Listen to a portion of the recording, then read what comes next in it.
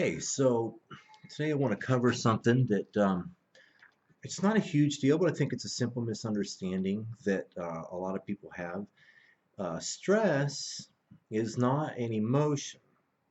Stress is a biological response. And the reason I say that isn't just semantics. The idea of approach that a lot of people have with the way they deal with the symptoms of stress is based on the way that it makes them feel. And I think the most common symptom of stress that most people would relate to would be anxiety, right? But even anxiety itself actually isn't an emotion. It is, again, a biological response. There's a whole host of actual symptoms, biological responses, activation pathways that happen when the stress response is triggered or when you're experiencing symptoms of anxiety. You know, people can have similar or overlapping symptoms when they express anxiety, but generally that's a unique experience for people.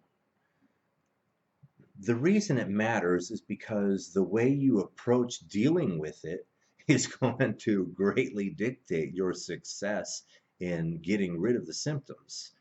So, you guys have heard me talk before about the difference between mind training and brain training. And on this particular issue is why that's very important to understand. If you're feeling stressed, that means you're actually feeling response mechanisms in your central nervous system in your body, right? For instance, feeling shaky or having a knot in your stomach, feeling sweaty, clammy, having difficulty sleeping, ruminating, hashing the same issue over and over in your brain, perhaps particular arguments. If somebody has frustrated you deeply or a situation has frustrated you and you keep figuring out how to fix it and your brain just keeps going over that. That's what we call ruminating. All those are definitely anxiety patterns. That's what I'm trying to get you away from thinking that anxiety is a particular emotion. Anxiety is a complex or compound um, mechanism or system of symptoms, though the way you feel in a particular situation is certainly subjective, and you certainly have the right to say, I feel anxious here. But from a clinical perspective or from a treatment perspective, really what anxiety is overactive brain patterns. Um, Overactive brain patterns is one reaction that your brain does to stress. Another reaction that your brain does to stress is just shut down, and we would call that depression or depressive type patterns. Sometimes we like to call it fast brain or slow brain behaviors. But in either way, it's the way your body, your brain, central nervous system, then body reacts to stress. So if you're having trouble sleeping, you're having trouble digesting food, you're feeling fatigued all the time, you don't recover, you're not able to do sports or, exercise like you should be. Those are all symptoms of stress. Now, the typical approach is to either completely avoid situations that you would determine yourself to feel stressful, and I'm all for that, avoid stress. And another typical approach is when you do have the symptom of stress, right? You're in a stressful situation, to do something to try to mitigate those symptoms, like, taking deep breaths, or um, just trying to reprocess what's happening and look at it, reframe it, and look at it differently. And that's the key distinction I want to make here. That's working with the mind. But what's happened there is, if you're in a situation where external input has triggered a physical and or emotional response, then the biological stress response has already been triggered. This is a huge distinction with the kind of work that I do. Rewiring the stress response is about changing the way your brain processes stimuli in the first place. So if your brain, amygdala, hippocampus, right, as they're gathering the input and categorizing whether or not this is bad or fearful or potentially dangerous, right, as the stimulus is coming in, what we're teaching the brain to do is to not qualify external stimulus as negative, harmful, dangerous, fearful, right? Because by the time you feel it, even though that seems almost instant, there are several processes in the brain that have already been fired.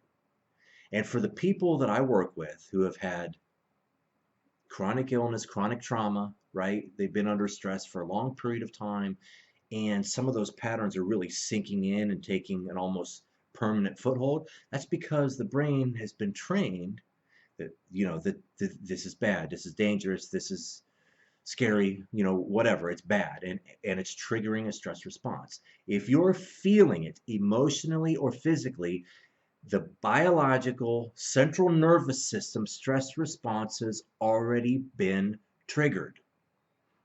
What rewiring the stress response is about is not triggering that in the first place.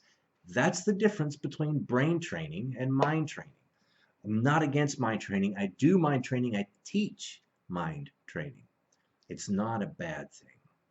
But really getting down to the root and getting life-changing, right,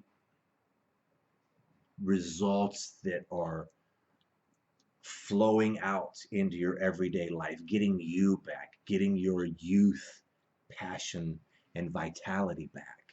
In order to do that, we need to get to the root. The root is in the brain. In this case, the way the brain responds to something it perceives as negative. If we rewire the stress response, not the emotion, that's why I wanted to clarify in this whole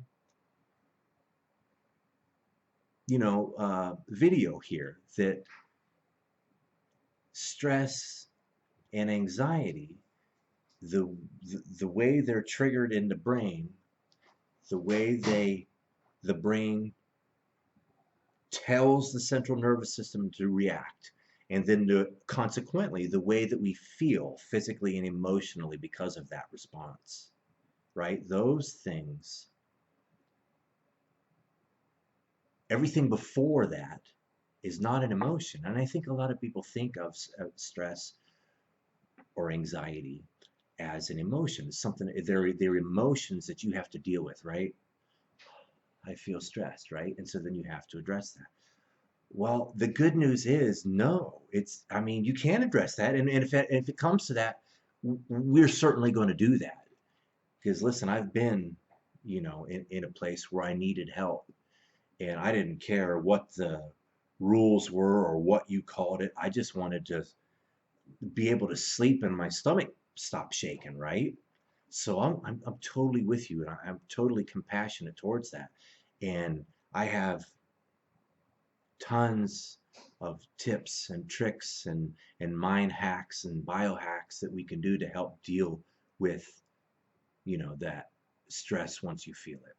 But the ultimate goal, true healing, is when that response isn't triggered in the first place.